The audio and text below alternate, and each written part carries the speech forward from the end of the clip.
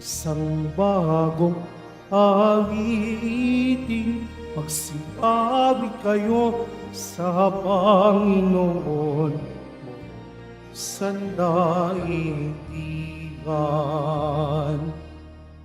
Sa ngalan ng Ama at ng Anak at ng Espiritu Santo, Amen. sumainyo ang Panginoon. At sumaiyo rin. Mga kapatid kay Kristo at mga kadiboto, muli tayo po ay tinipon ng ating Nuestro Padre, Jesus Nazareno, bilang kaanib ng angka ng Diyos. Tinipon niya ang bawat isa sa atin sapagkat mahal niya tayo.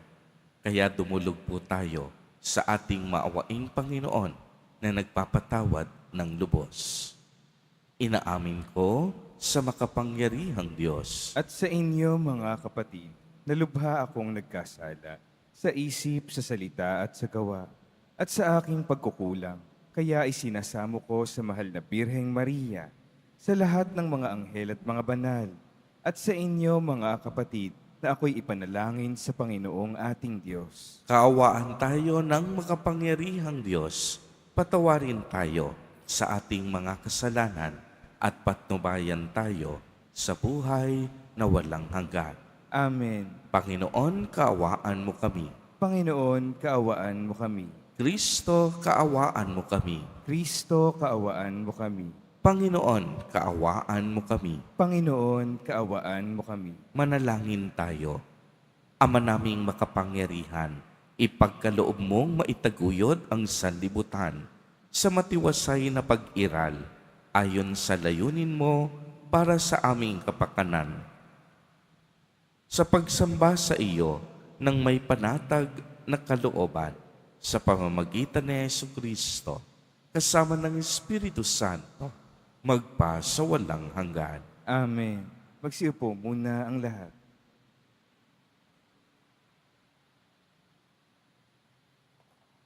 Pagbasa mula sa aklat ni Sirach, para na nag-aalay na maraming handog ang sumusunod sa kautusan, sapagkat ang tumatalima sa mga utos ay parang nag-alay ng mga handog na pinagsasaluhan. Ang tumatanaw ng utang na loob ay para ng naghandog ng mainam na harina, at ang nagkakawang gawa ay para ng nag-alay ng handog ng pasasalamat. Umiwas ka sa masama at kalulugdan ka ng Panginoon. Mag-ingat kang huwag pakaapi at para ka nang nagbabayad puri sa iyong sala. Huwag kang haharap sa Panginoon nang walang dalang anuman, sapagkat ang lahat ng handog na ito ay tinatagubilin ng kautusan. Kapag ang taong matuwid ay nag-aalay ng kanyang handog, ang bango ng taba na sinusunog sa dambana ay pumapailanlang hanggang sa luklukan ng kataas-taasan. Kinalulugdan ng Panginoon ang handog ng taong matuwid sa Kanya. Ito'y isang alaala na hindi niya malilimutan. Parangalan mo ang Panginoon ng buong katapatan at huwag mong panghinayangan ang unang bungang inihahandog mo sa Kanya. Ialay mo yung handog ng may ngiti sa mga labi at magbigay ka ng ikapu ng may galak sa puso. Maghandog ka sa Panginoon ng ubos kaya, maging bukas palad ka sa Kanya gaya ng ginawa niya sa iyo. Ang Panginoon ay masaganang gumanti, gagantihan Kanya ng 7 ibayo. Huwag mong susuhulan ang Panginoon sapagkat di siya tumatanggap ng suhol. Huwag kang aasa sa handog na galing sa masamang paraan. Ang Panginoon ay Diyos ng katarungan. Wala siyang tinatanging sino man.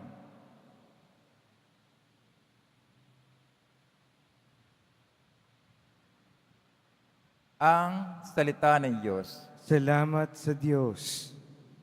Ang masunurin sa Diyos ay sasagipin niyang lubos. Ang masunurin sa Diyos ay sasagapin niyang lubos. Ang lahat ng matapat na lingkod ko ay tipunin, silang tapat sa tipangkot, naghahandog niyong hain. Ang buong kalangit ay naghayag na ang Diyos, isang hukom na matuwid kung humatol ay maayos. Ang masunurin sa Diyos ay sasagapin niyang lubos. Kayong aking mga lingkod, makinig sa sasabihin, ako ay Diyos, ang iyong Diyos, salita ko'y unawain. Ako'y merong patotoot, saksi laban sa Israel. Hindi ako nagagalit dahilan sa inyong handog, ni sa inyong mga haing sa dambanay sinusunog. Ang masunurin sa Diyos ay sasagipin niyang lubos. Ang handog niyo sa Diyos sa inyong pasasalamat, ang pangakong handog niyo ay tuparin ninyong lahat. Ang parangal na nais ko sa aking ihahain ay handog ng pasalamat, pagpupuring walang maliw. Akin naman ililigtas ang lahat na masunurin. Ang masunurin sa Diyos ay sasagipin niyang lubos. Magsitayo po ang lahat.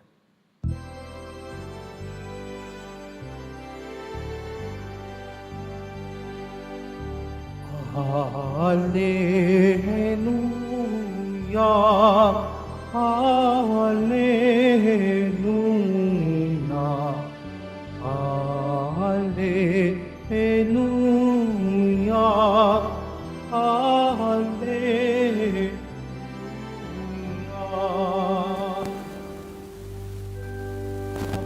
Sa Diyos Ama, pagkat ipinahayag ka, ay siya ng mga aba. Hallelujah, Hallelujah, Hallelujah, Hallelujah.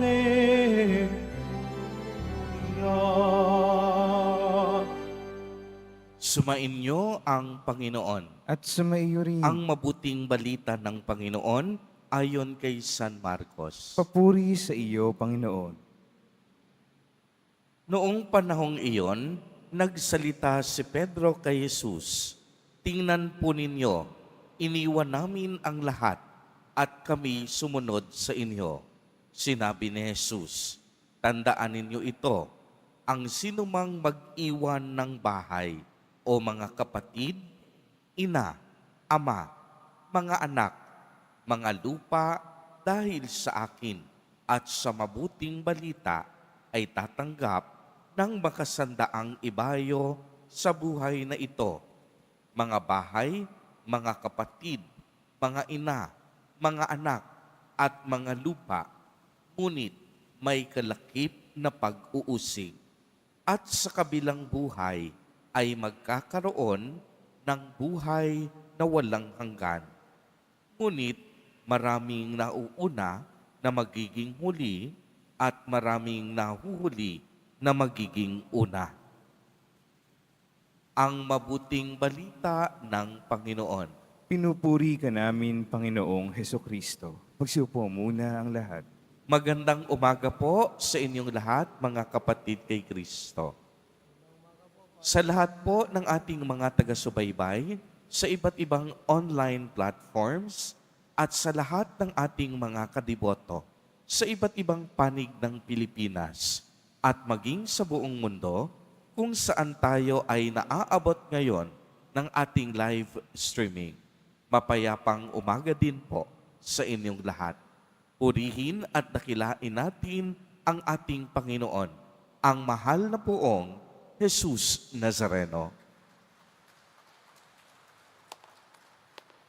Mga kapatid kay Kristo at mga kadiboto, malugod po namin kayong tinatanggap sa Basilica Minor at Pambansang Dambana ni Jesus Nazareno. Nabanggit ko po kahapon sa ating pagninilay na ang tunay na kahulugan ng ating buhay ay ang makasama at makapiling ang Diyos para sa inilaan niyang buhay na walang hanggan. Binibigyang diin na kung ang ating mga pagsisikap ay napakadami, anumang tagumpay na mayroon tayo, anumang ginto o kayamanan ang itinatago natin, ang lahat ng ito ay walang silbi. Ang lahat ng ito'y walang kahulugan kung wala tayong Diyos sa ating buhay. Ang ebanghelyo sa araw na ito ay pagpapatuloy lamang ng mabuting balita kahapon. Ipinaalala sa atin ni Jesus Nazareno ang sinumang mag-iwan ng buhay, mga kapatid, ina, ama, mga anak, mga lupa, dahil sa Diyos at sa mabuting balita, ay tatanggap ng makasandaang ibayo sa buhay na ito. Father, di po ba't ang nais ng Diyos ay maging buo at sama-sama ang bawat pamilya? Bakit po mas pagpapalain niya ang mga mag-iiwan sa kanilang mga mahal sa buhay? Una, dapat pong maging maliwanag sa atin na hindi literal na gusto ni Jesus Nazareno na iwanan natin ang ating mga pamilya. Sa wikang Griego, ang ginamit na salita ng Panginoon ay tungkol sa pakikitungo sa mga bagay o yung tinatawag na prioridad. Ginamit ito upang sabihin na ang Diyos dapat ang maging pangunahing layunin at sanhi ng ating buhay.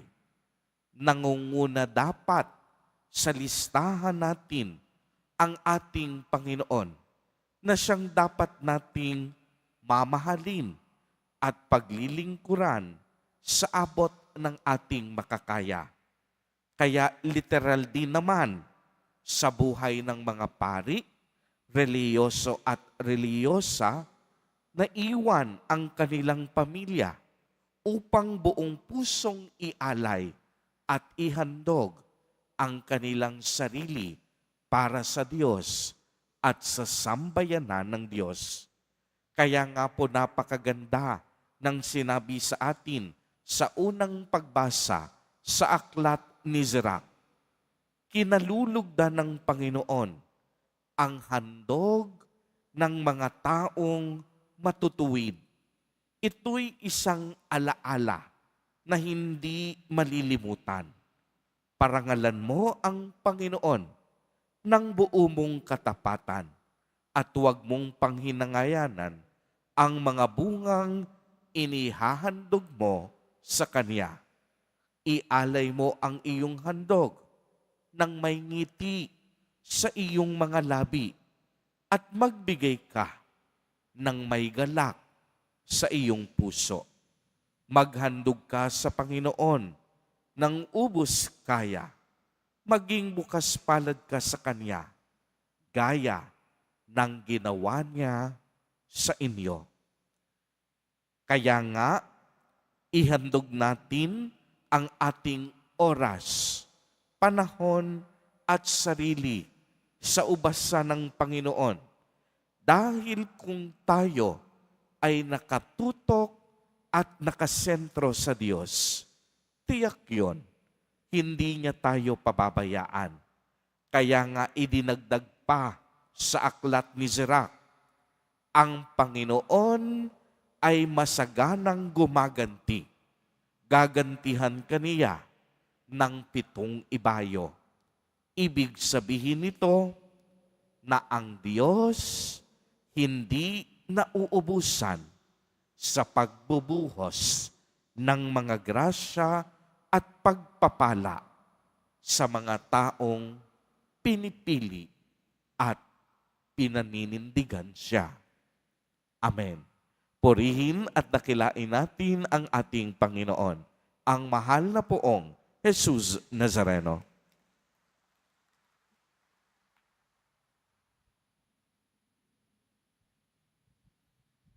Magsitayo na po ang lahat.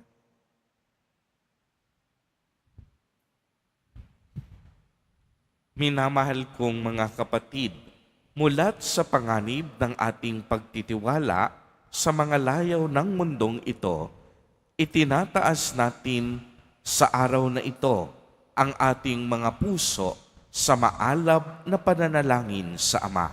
Sa bawat kahilingan ang itutugon, Ama, Ikaw ang lahat-lahat sa amin. Ama, Ikaw ang lahat-lahat sa amin. Ang simbahan sa buong sandaigdigan naway maging matibay at tunay na tanda ng daan tungo sa walang katapusang kaligayahan at buhay na walang hanggan. Manalangin tayo. Ama, Ikaw ang lahat-lahat sa amin.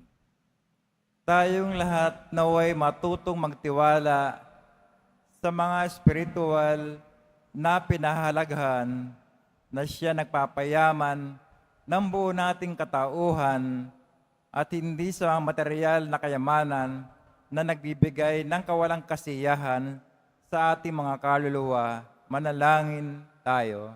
Ama, Ikaw ang lahat-lahat sa amin. Ang ating mga puso naway hindi natin isara sa mga nangangailangan at sa halip maging mulat tayo sa pakikiisa sa mga gawain ni Kristo na nagpapagaling at nakapagbabalik loob. Manalangin tayo. Ama, Ikaw ang lahat-lahat sa amin. Ang mga may sakit at mga may kapansanan, naway madama nila ang kalinga ng Panginoon sa pamamagitan ng pag-ibig ng kanilang mga kapitbahay at mga kaibigan. Manalangin tayo. Ama, Ikaw ang lahat-lahat sa amin. Ang mga pumanaw nating mga kamag-anak at mga kaibigan, naway humimlay sa makalangit na kapayapaan ng Diyos. Manalangin tayo. Ama, Ikaw ang lahat-lahat sa amin. Sa ilang sandali ng katahimikan, ating ipanalangin ang iba pang mga pangangailangan ng ating pamayanan. Kaya hindi naman intensyon na iniaalay sa ating misa sa araw na ito at isama rin natin ang ating mga pansariling kahilingan.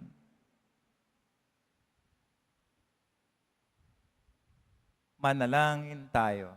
Ama, Ikaw ang lahat-lahat sa amin.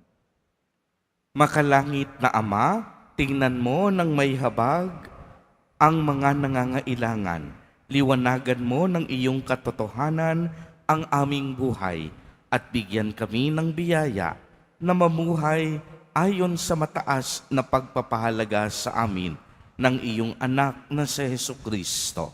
Siya na nabubuhay at naghahari kasama mo at ng Espiritu Santo magpa sa walang hanggan. Amen.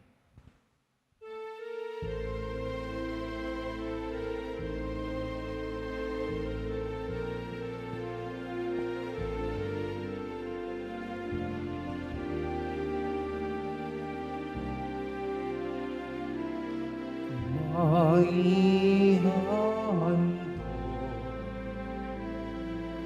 sa'yo, Panginoon, ay tinapay at alak mula sa aming kamay.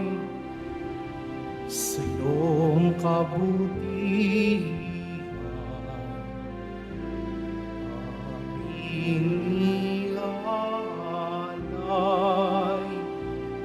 ang tinapay at alak Sagisag ng aming buhay.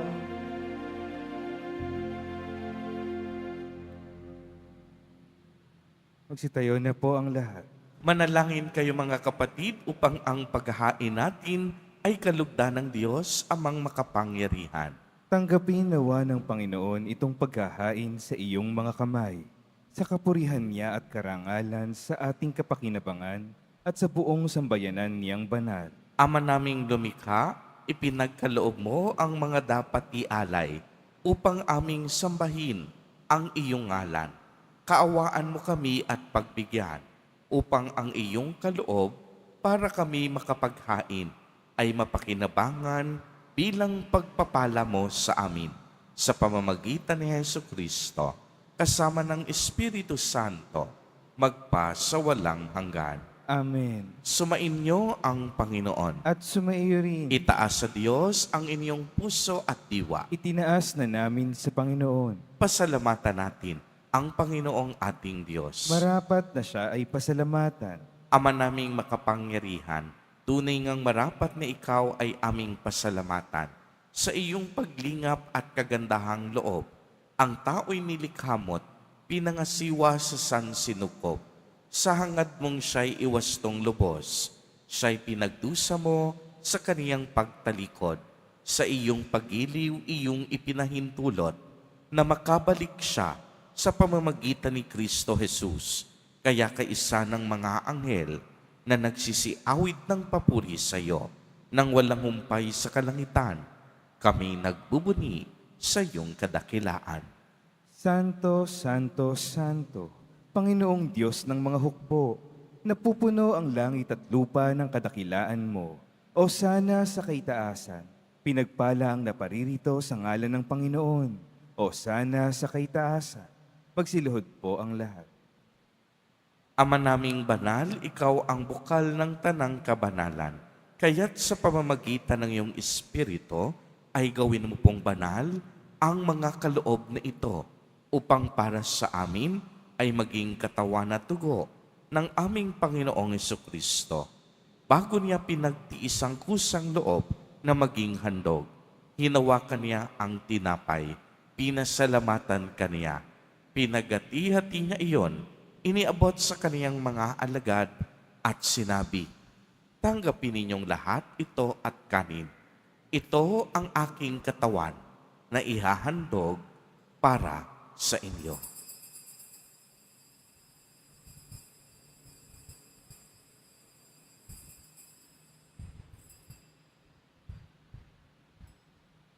Gayon din naman noong matapos ang hapunan, hinawakan niya ang kalis.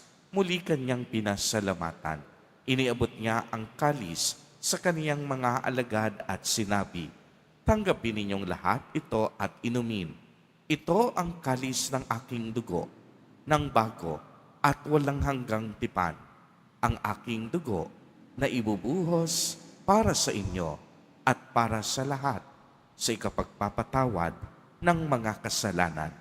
Gawin ninyo ito sa pag-alaala sa akin."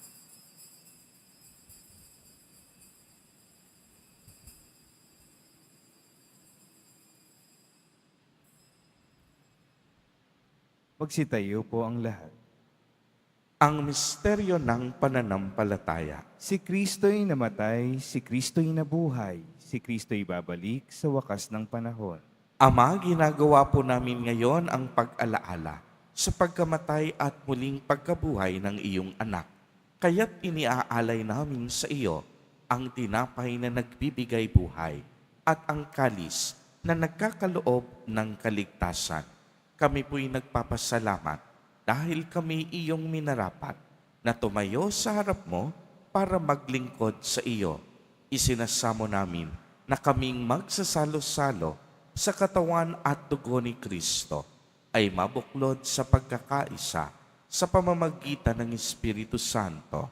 Ama, lingapin mo ang iyong simbahang laganap sa buong daigdig. Puspusin mo kami sa pag-ibig, kaisa ni Francisco na aming Santo Papa at ni Jose na aming Obispo at ng tanang kaparian. Alalahanin mo rin ang mga kapatid naming nahimlay nang may pag-asang sila'y muling mabubuhay. Gayon din ang lahat ng mga pumanaw. Kaawaan mo po sila at patuloyin sa iyong kaliwanagan. Kaawaan mo at pagindapatin kaming lahat na makasalo sa iyong buhay na walang wakas. Kaisa ng mahal na Birheng Maria na ina ng Diyos, ng kabiyak ng puso niyang si San Jose, kaisa ng mga apostol at ng lahat ng mga banal na namuhay dito sa daigdig ng kalugod-lugod sa iyo, maipagdiwang nawa namin ang pagpupuri sa ikararangal mo sa pamamagitan ng iyong anak na aming Panginoong Hesukristo. Sa pamamagitan ni Kristo, kasama niya at sa Kanya, ang lahat ng parangal at papuri ay sa iyo, Diyos amang makapangyarihan, kasama ng Espiritu Santo, magpa sa walang hanggan. Amen. Sa tagubili ng mga nakagagaling na utos at turo ni Jesus na Panginoon natin at Diyos, ipahayag po natin ng lakas loob. Ama namin, sumasalangit ka. Sambahin ang ngalan mo, mapasa amin ang kaharian mo. Sundin ang loob mo dito sa lupa para ng sa langit. Bigyan mo kami ngayon ng aming kakanin sa araw-araw at patawarin mo kami sa aming mga sala para ng pagpapatawad namin sa nagkakasala sa amin. At huwag mo kaming ipahintulot sa tukso at iadya mo kami sa lahat ng masama. Hinihiling namin na kami iadya sa lahat ng masama, pagkalooban ng kapayapaan araw-araw, iligtas sa kasalanan at ilayo sa lahat ng kapahamakan, samantalang aming pinananabikan ang dakilang araw ng pagpapahayag ng tagapagligtas naming si Hesukristo.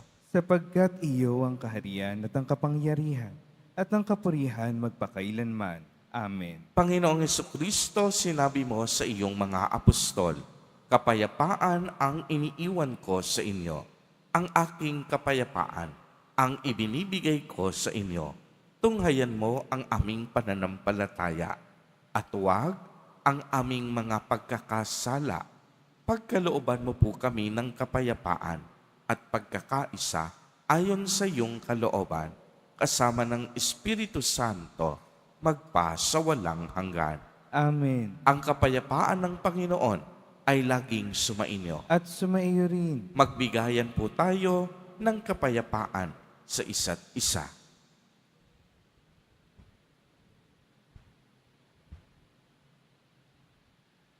Kordero ng Diyos na nag-aalis ng mga kasalanan ng sanlibutan, maawa ka sa amin. Kordero ng Diyos na nag-aalis ng mga kasalanan ng sanlibutan, maawa ka sa amin. Kordero ng Diyos na nag-aalis ng mga kasalanan ng sanlibutan, ipagkaloob mo sa amin ang kapayapaan. Magsiluhod po ang lahat. Ito ang kordero ng Diyos. Ito ang nag-aalis ng mga kasalanan ng sanlibutan. Mapalad ang inaanyayahan sa kanyang piging. Panginoon, hindi ako karapat-dapat na magpatuloy sa iyo, ngunit sa isang salita mo lamang ay gagaling na ako.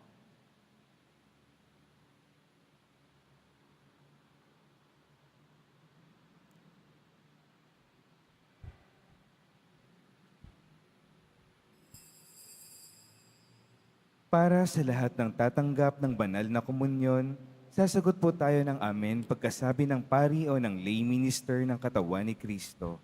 Isubo agad sa bibig bago umalis sa harapan ng pari o lay minister. Sumunod po tayo.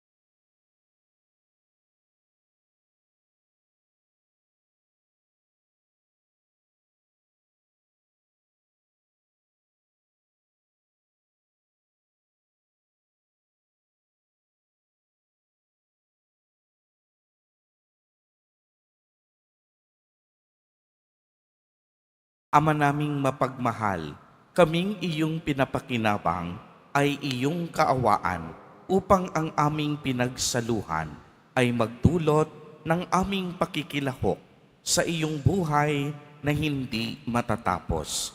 Iniluluhog namin ito sa pamamagitan ni Jesucristo, kasama ng Espiritu Santo, magpa sa walang hanggan. Amen. Sumainyo ang Panginoon. At sumaiyo rin. Mahal na poong Jesus Nazareno, inihayag mo sa pamamagitan ng krus ang walang maliw na pag-ibig ng Diyos sa sangkatauhan.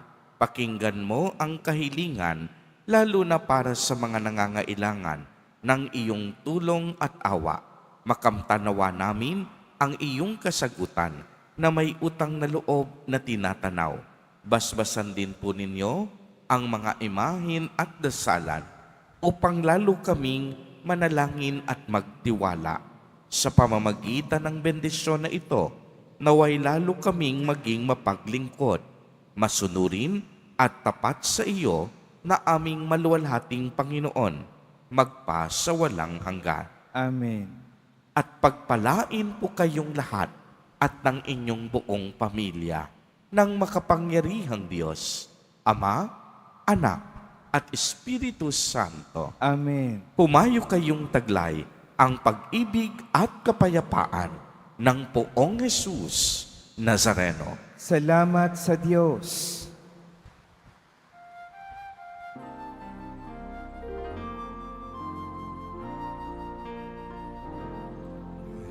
Padre Jesus Nazareno, sinasamba ka namin, inipintuho ka namin, aral mo ang aming buhay at kaligtasan. Padre Jesus Nazareno, ligtas mo kami sa kasalanan.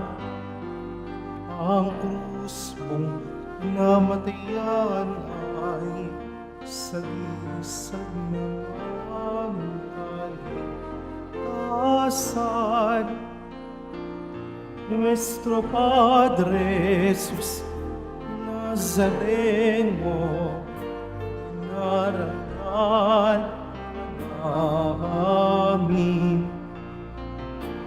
Nuestro Padre Jesus Nazareno, luwalhati namin.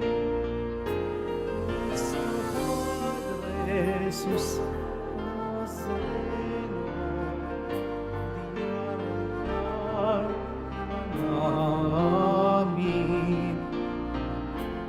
Nuestro Padre Jesus Nazareno, niluluwalhati namin.